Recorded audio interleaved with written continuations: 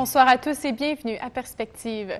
Comme chaque semaine, des pèlerins se rendent au Vatican pour l'audience générale avec le pape François. Aujourd'hui, dans la salle Paul VI, il a livré sa catéchèse encore une fois sur la prière du Notre Père.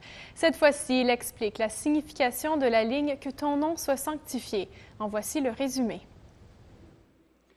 Frères et sœurs, la prière du Notre Père est composée de 7 demandes, facilement divisibles en 2 sous-groupes. Avec les 3 premières, Jésus nous fait entrer dans ses désirs, tous tournés vers le Père, alors que dans les 4 autres demandes, c'est lui qui entre en nous et se fait l'interprète de nos besoins. Là se trouve la matrice de toute prière chrétienne, la contemplation de Dieu et de son mystère d'une part, et de l'autre, une sincère et courageuse demande de ce qui nous est nécessaire pour vivre et vivre bien. Point n'est besoin de vaines paroles pour parler avec Dieu. Le premier pas de la prière chrétienne est toujours de s'en remettre à Dieu, à sa providence, car il connaît notre cœur mieux que nous-mêmes.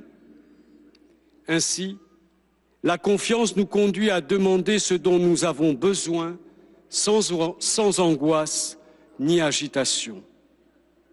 C'est pour cela que nous prions en disant « Que ton nom soit sanctifié ». En demandant avec Jésus que Dieu le Père soit reconnu par tous et adoré pour ce qu'il est vraiment, nous prions aussi pour que la sainteté de Dieu soit manifestée par notre vie et dans le monde. Car la sainteté de Dieu est une force en expansion. Elle s'élargit en cercles concentriques. Voilà pourquoi la prière chasse toute peur. Une chose est sûre, l'Esprit travaille en secret pour la rédemption du monde et les jours du mal sont comptés. Le pape François avait un message pour les participants d'un congrès mondial pour l'abolition de la peine de mort. 1500 personnes sont à Bruxelles jusqu'au 1er mars.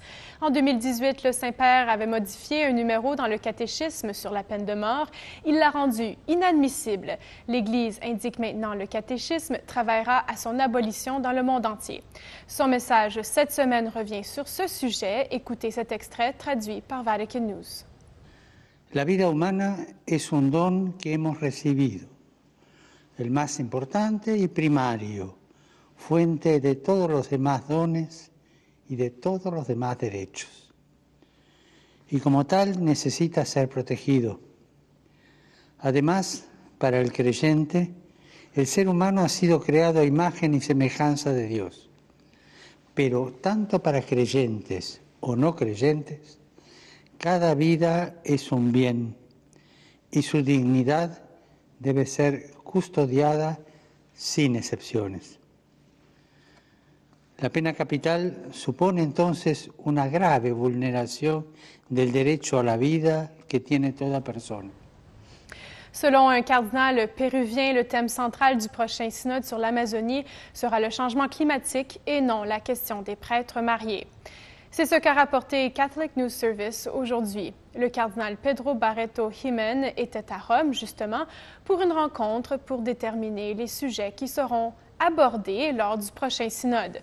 Il a insisté que la question des prêtres mariés affecte plutôt l'Église universelle, car on touche ici à la crise des vocations, une crise à laquelle fait face l'Église dans le monde entier.